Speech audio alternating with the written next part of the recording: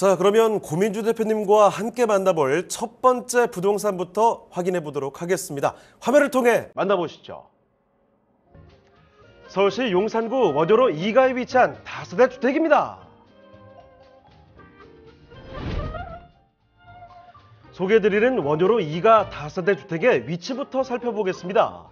가장 가까운 지하철역은 6호선과 경의중앙선, 공항철도까지 이용 가능한 효창공원암역으로 도보 5분이면 이용 가능한 초역세권입니다. 또한 1호선과 경의중앙선, KTX를 이용할 수 있는 용산역과 4호선 신용산역과도 가까워 교통 핵심 입지라 할 수 있습니다. 본연장이 위치한 원효로 일대는 마포구와 용산구 가운데 위치해 있어 초중고, 대학교까지 다양한 학군뿐만 아니라 공공기관까지 인접해 있습니다. 또한 주변으로 대규모 아파트 단지가 밀집해 있어 풍부한 배우 수요를 자랑합니다. 용산의 활력을 불어넣어줄 다양한 개발도 이루어지고 있습니다. 1965년에 개장한 용문시장이 역세권 도시정비형 재개발로 탈바꿈할 예정인데요. 하루 유동인구 70만을 예상하는 용산역 주변 사건으로 1년에 약 1000만 명 관광명소를 예상할 수 있습니다. 또한 용산 전자상가 일대가 이른바 용산 메타밸리로 재탄생하는데요.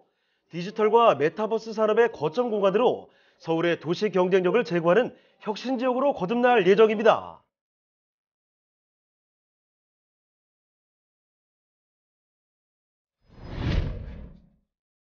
탄탄한 입지와 서울 중심권 재개발 혁신을 이룰 용산구 원효로 2가의 다세대 주택입니다. 자, 서울 중심권역으로 가보겠습니다. 용산구죠. 원효로 2가에 위치한 다세대를 지금부터 만나보도록 하겠습니다. 자, 일단 대표님 어떤 곳인지 개요부터 살펴주실까요? 예. 자, 개요를 보자면 서울시 용산구 원효로 2가에 지어지고 있는 다세대 주택입니다. 자, 위치는 6호선, 경의중앙선, 효창공원 앞옆에 인접해 있고 도보로 5분 정도 걸립니다. 5분보다 빠를 수도 있습니다. 자, 면적은 분양 면적 34.22제곱미터, 대지 지분이 약 4.5평 되겠습니다. 지하 1층부터 지상 7층까지 건물이 올라가고요. 구조는 1.5룸 구조입니다. 특징은 에어컨, 세탁기, 냉장고, 건조기, 인덕션 등 풀옵션을 제공해서 임차 수요에 맞는 환경을 만들어 주었습니다. 준공은 24년 내년 10월 준공 예정이고요. 매매가는 5억 4천만 원 예상합니다. 자, 그러면 건물의 특징은 어떻게 될까요? 예, 건물의 특징은 아직은 이제 외관이 완성되지 않아서 외관까지는 보여드릴 수가 없는 상태이지만 내부 구조 이제 도면상에 허가받은 도면입니다. 이렇게 동선을 이제 실용적인 동선을 강조한 내부 구조로서 거실, 주방을 따로 두고 이제 1인 가구가 살 수 있는 적합한 환경을 만들어 놨는데 방이 따로 이렇게 설치되어 있는 게 보이시죠? 그리고 창도 큼직하게 놔서 채광 효과, 환기 효과를 극대화시켰고, 그리고 이제 작은 집이라고 생각하실 수도 있는데 굉장히 큰 집입니다. 그래서 화장실 이제 변기 있는 사이즈를 보시면은 화장실이 저 정도 사이즈가 나오는 큰 1.5룸 구조로 보시면 되겠습니다. 자, 지금 보시는 곳 신축으로 살펴드리고 있습니다. 자, 그리고 특히나 지금 보시는 1.5룸 구조에 비해서도 널찍한 면적으로 뽑아져 있다는 사실까지도 같이 한번 챙겨드리겠습니다. 자, 간단한 정보와 함께 건물 특징 살펴드렸는데 지금 보시는 곳이 용산구입니다. 용산 가장 핫한 동네인 거 알고 계시죠? 이쪽 주변으로 어떤 입지의 환경을 갖고 있는지, 그리고 앞으로 개발이 얼마나 진행이 될지 그 이야기까지 들어보도록 하겠습니다. 자, 그러면 입지 여건과 개발 호재도 안내해 주시죠. 예. 자, 용산구라고 하면 그 정부에서 지금 수많은 부동산 규제들을 풀어주고 있습니다. 토지거래 허가 구역도 풀어주고 모든 부동산 거래가 활발하게 이루어질수록 최근에는 종부세도 낮춰졌죠. 예.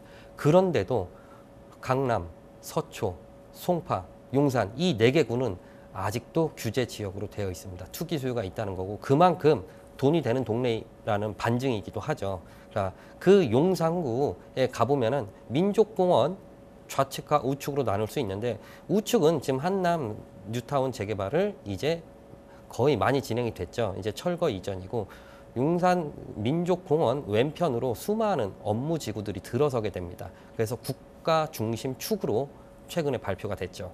그래서 이제 교통, 인프라, 개발 계획 이런 것들을 한꺼번에 제가 여러분들에게 설명을 드릴 텐데 지금 뭐 자잘한 작은 개발들은 얘기는 하지 않고 국가적으로 선정된 것들만 말씀을 드리겠습니다. 자, 6호선 경의중앙선 효창공원 앞역에 인접해 있고 그 도로 뭐 이제 대중교통 인프라는 이렇게 되어 있습니다. 쭉 아래로 내려가면 원효대교를 건너서 이제 여의도로 갈 수 있는 그러한 지도상의 위치가 보입니다. 그래서 남영역, 삼각지역, 신용산역, 용산역 그리고 왼쪽으로 좀 넘어가서 마포 공덕, 마포에서 가장 큰 업무 지구죠. 예, 이렇게 있고 아래 용산 정비창 개발. 지금은 우리들 입에 용산 국제 업무 지구라고 입에 배어 있죠. 지금 정비창이라고 부르지는 않습니다. 국제 업무 지구 터라고 하죠. 그래서 용산 공원 조성 사업이 이렇게 큰 굵직한 나라 사업이 지금 진행되고 있습니다.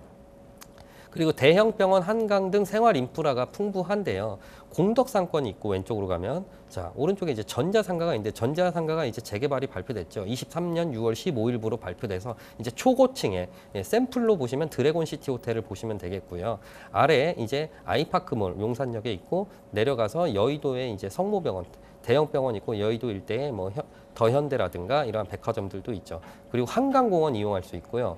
용산 가족공원 이용할 수 있고 효창공원 이렇게 녹지 인프라도 풍부하게 형성되어 있습니다. 그리고 그레이트 한강 계획이라고 해서 오세훈 서울시장이 발표한 노들섬이 그 노량진에서 이렇게 된 게 아니라 행정구역상 이촌동입니다. 그래서 노들섬을 그 365일 문화예술축제가 끊이지 않는 그런 예술섬으로 만들겠다는 계획도 있는 상태입니다. 자, 이렇게 생활 인프라가 풍부하고요. 자, 용산이 이제 비싸고 규제 지역이고 이렇게 인기가 많은 이유 중에 하나가 자, 서울에 자, 3대 업무 지구가 강남, 종로, 여의도입니다.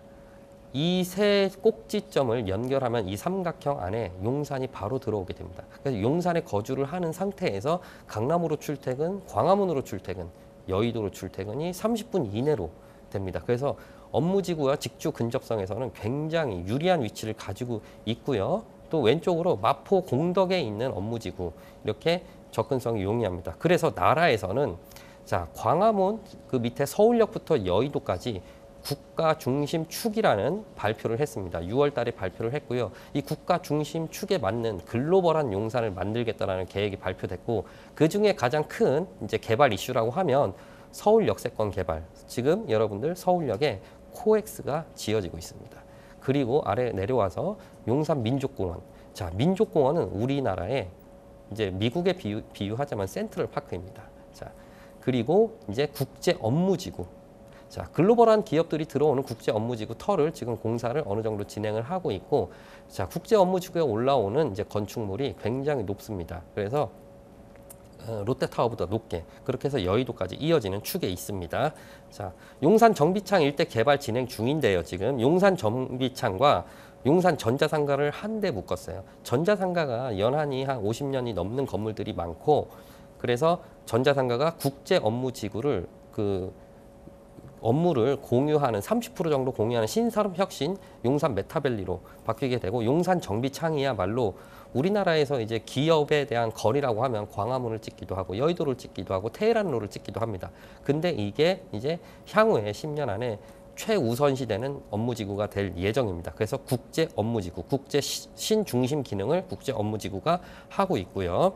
용산 전자상가 개발을 예정을 하고 있습니다. 전자상가 개발이 6월 15일 날 발표가 돼서 현재 전자상가들이 20여 개 동이 있는데 몇 동은 지금 철거가 되고 새로 건축을 하고 있습니다. 새로 건축을 했을 때 지금 저쪽에 전자상가가 용적률을 230%밖에 못 쓰고 있어요. 그래서 1000% 이상 올려서 초고층에 용산의 메타밸리, 그러니까 신산업 용도가 들어올 수 있는 업무지구를 여기에 만들게 됩니다. 물론 업무지구, 뭐 상업시설, 주거시설도 조금 들어갑니다. 이렇게 되면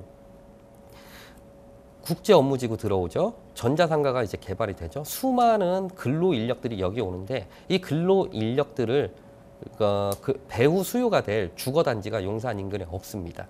다 원유로 1가, 2가, 3가, 4가 전부 다 빌라촌들로 구성되어 있고 간간히 중간중간에 아파트가 몇 채 있긴 합니다. 그래서 이 업무지구의 수요를 맞출 수 있는 주택을 개발하고자 하는 일대에 개발 계획이 무수히 많이 발표됐고요. 지금 조합원들과 주민들 그리고 용산구청에서 그 개발 계획에 대한 그림을 그리고 사업 설명회도 하고 굉장히 활발하게 지금 돌아가고 있습니다.